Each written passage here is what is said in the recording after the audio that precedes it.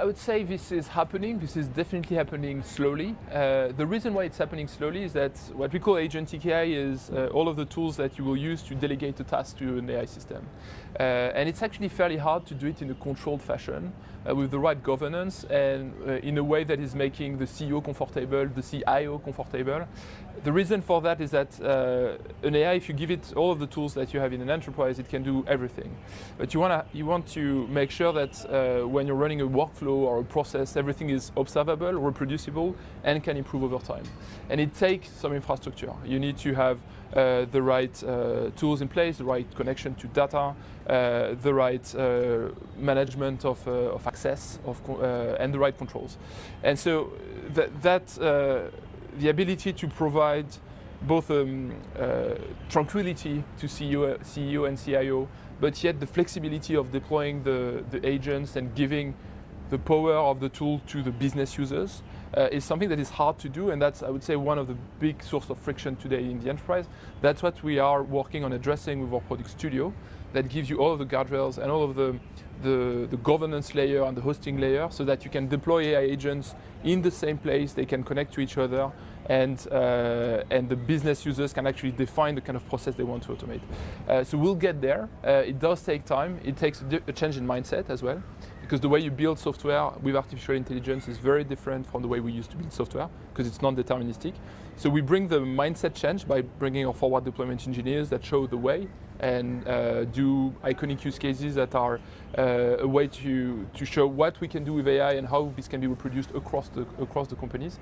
We bring the tools so that our customers do not have to rebuild everything every time, which is what has slowed them down as well. And we are starting to see our customers deploy things at scale that are fairly complicated. So I'm quite hopeful that in the coming 2 years, this is really going to scale. And that's really interesting what you say. It's a lot more complex perhaps than that's being made out, because the public markets, if you look what happened with the software sell-off and Anthropic and Coworks tool, they believe that actually a lot of these agentic systems could wipe out a lot of the need that for existing SaaS and software that companies are paying for. What's your view on that? Do you think that agentic AI is going to be able to take on a lot of the workloads that enterprise are currently paying for from other vendors? Well, AI is making us able to develop software at the speed of light.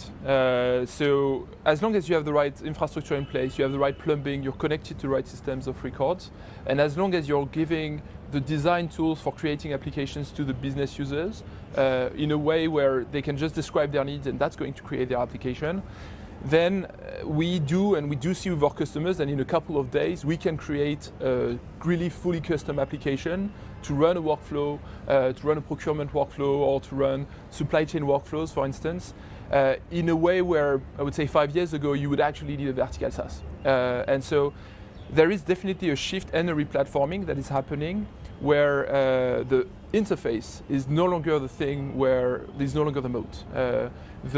What really matters is the connection, what really matters is the context layer on top, where the agents are constantly pulling from system of records to figure out what is happening. So there is a replatforming happening. Enterprise software, I would say, are there to stay because they have very big distribution, and they're also moving toward making their system more agentic and more relying on AI. But the replatforming is a big opportunity for us because we now have more than 100 enterprise customers that are coming to us also with that wheel of maybe changing and replatforming their IT system. So maybe getting rid of certain things that they bought like 20 years ago, and that is starting to be a bit expensive.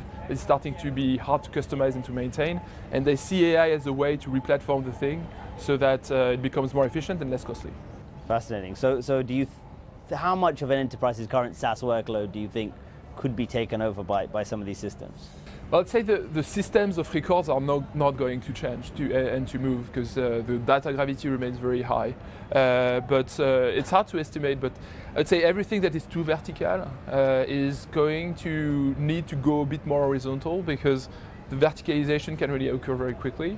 I do expect the large enterprise software that manage big systems of records to try and move up, because they need to defend.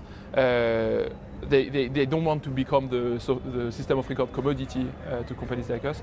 But we we really think that I would say more than half of what's currently being bought by IT in terms of SaaS is going to shift toward AI.